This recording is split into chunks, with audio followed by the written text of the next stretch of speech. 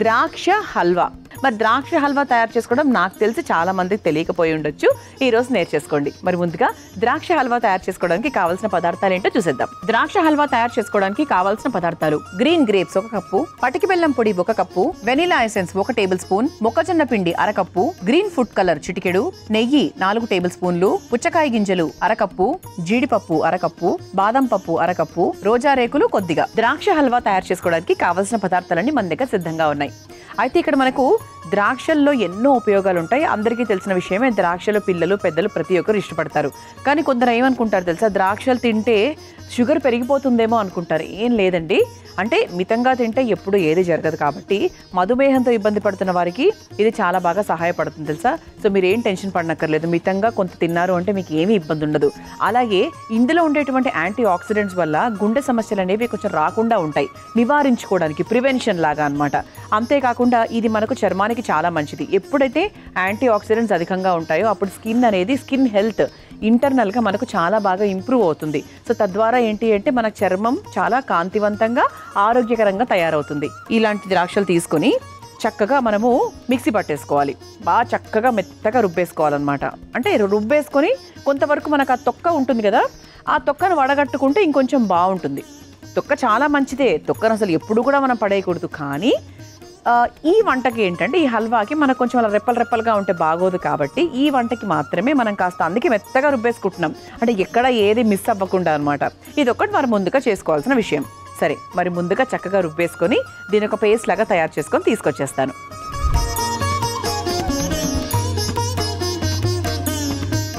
ఇదిగోండి, ఇక్కడ మీరు చూస్తే ఇలా చక్కగా మనం వడగట్టేసుకొని ఒక చిన్న జ్యూస్ లాగా, గ్రేప్ జ్యూస్ లాగా తయారు చేసుకున్నాం అనమాట.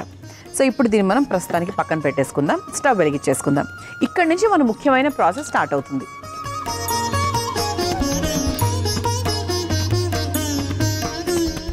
ప్యాన్ కొంచెం వేడవ్వాలి. అంటే దీనికి మాత్రం కొంచెం మనము అంటే కంచు పాత్రలు కాకుండా మామూలుగా అడుగంటని పాత్ర తీసుకుంటున్నాం, ఎందుకంటే హల్వా కదా. సో కాస్త అడుగంటకుండా ఉంటే ఏంటి అంటే మనకు కూడా చేయడానికి కొంచెం ఈజీగా వస్తుంది. ఇదిగోండి, పటికి బెల్లం పొడిని మనం చక్కగా నున్నగా తయారు చేసుకున్నాం. ఓకేనా, మామూలుగా పటికి బెల్లంని మనం మిక్సీలో జార్లో వేసేసుకుని బాగా తిప్పేసుకున్నామంటే మనకు ఫైన్ పేస్ట్ లాగా అయిపోతుంది. సో అది మనము క్వాంటిటీ ప్రకారంగా మనం ఎంత తీసుకుంటున్నాము, 1 కప్పుడు ద్రాక్ష తీసుకున్నాం కాబట్టి దానికి తగ్గట్టుగా వేసేసుకోవాలి. స్వీట్ని బట్టి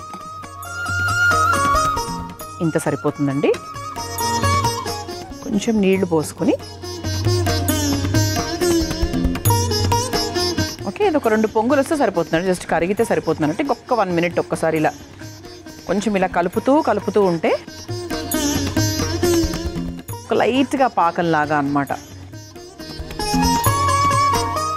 మనం ముందుగా తయారు చేసుకొని పెట్టుకున్నటువంటి పేస్ట్ వేసే ముందు ఒక చిన్న ఎసెన్స్ కోసం, అంటే పండగ స్పెషల్గా వండుకోవాలి, అలాగే మీరందరూ చూస్తున్నారు కాబట్టి సో మీకోసం కొంచెం స్పెషల్గా ఉండడానికి కొంచెం వెనీలా ఎసెన్స్ కూడా మనం వేస్తున్నాం అనమాట. చాలా కొంచెం అండి, ఏదైనా బయట నుంచి తీసుకొచ్చే పదార్థాలను మనం చాలా తక్కువగానే వాడతాం. ఇది కూడా ఎందుకు అంటే పిల్లల్ని కాస్త ఆకర్షించుకోవడానికి, కాస్త కొంచెం కొత్త రుచిని యాడ్ చేయడానికి. ఎప్పుడో ఒకసారి ఏది చేసినా కూడా పర్వాలేదు, డైలీ బేసిస్లో మాత్రం చేయకూడదు అంతే. ఇప్పుడు మనం ముందుగా తయారు చేసుకొని పెట్టుకున్నటువంటి ద్రాక్ష రసాన్ని కూడా అందులో వేసేసుకుంటున్నాం. ఒకసారి చూడండి.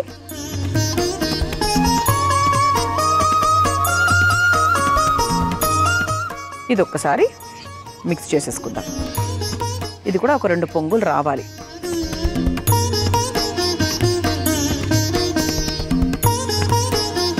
ఈ లోపు అది కొంచెం ఉడికే లోపు మనం ఏం చేద్దామంటే ఒక చిన్న కప్ తీసుకుందామండి. కప్ తీసుకొని ఇది మనకు మొక్కజొన్న పిండి 1 లేదా 2 స్పూన్లు తీసుకొని దీంట్లో కాస్త నీళ్లు వేసుకొని కలిపేసుకుందాం. డైరెక్ట్గా వేస్తే మనకి ఉండలుగా అయిపోతుంది కాబట్టి మనం ముందుగానే వాటర్ పోసుకొని మిక్స్ చేసుకుంటున్నాం. అంటే హల్వా కదండి, కొంచెం మనకు ఆ జెల్లీ లాగా అవ్వడానికి మనం మొక్కజొన్న పిండి వేస్తున్నాం.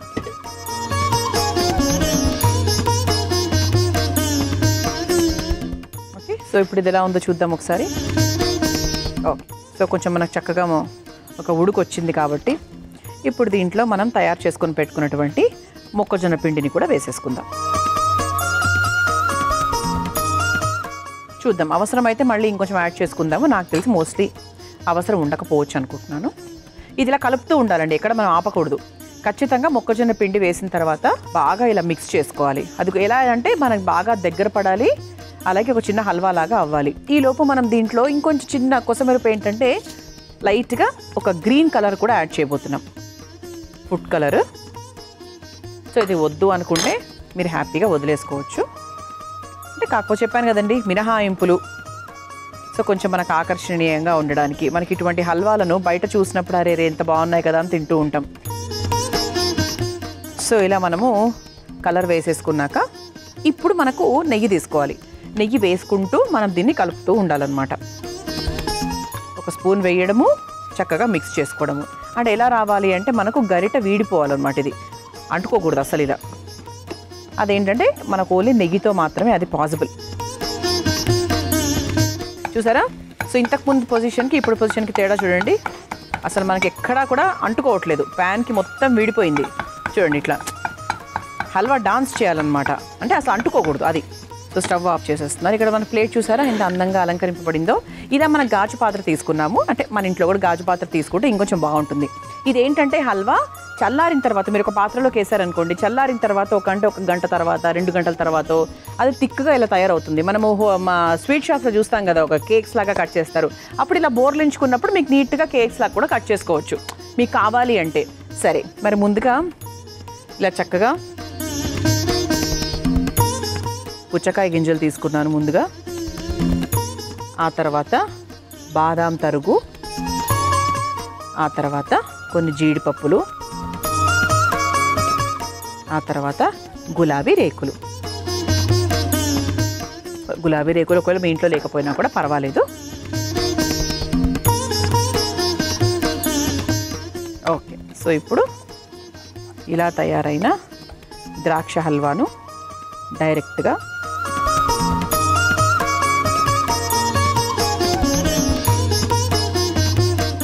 కొంతమందికి స్వీట్లు వేడిగా తింటే ఇష్టము, కొంతమందికి చల్లబడిన తర్వాత తింటే ఇష్టము. సో ముఖ్యంగా ఈ స్వీట్కి ఏంటి అంటే ఒక్క పిసరు చల్లబడిన తర్వాతనే బాగుంటుంది. కింద వేసాం కదండి మనకి డ్రై ఫ్రూట్స్, అలాగే మనకు పైన నుంచి కూడా కాస్త అలంకరణగా వేసేసుకుందాం. అలంకరణనే కాకుండా మనకు చక్కగా నోటికి పంటికి తగులుతూ ఉంటే చాలా రుచికరంగా ఉంటుంది, అలాగే హెల్దీ కాబట్టి బాగుంటుంది.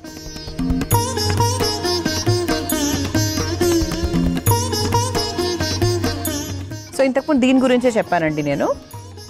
సో ఇప్పుడు దీన్ని మనం డీప్ ఫ్రీజర్లో పెట్టుకుని ఇలా బోర్లించేసుకొని కేక్స్లా కట్ చేసుకొని కూడా తినొచ్చు. ఇలా అమ్మవారికి ప్రేమతో భక్తితో మనం తయారు చేసిన ద్రాక్ష హల్వా రెడీ అయిపోయిందండి.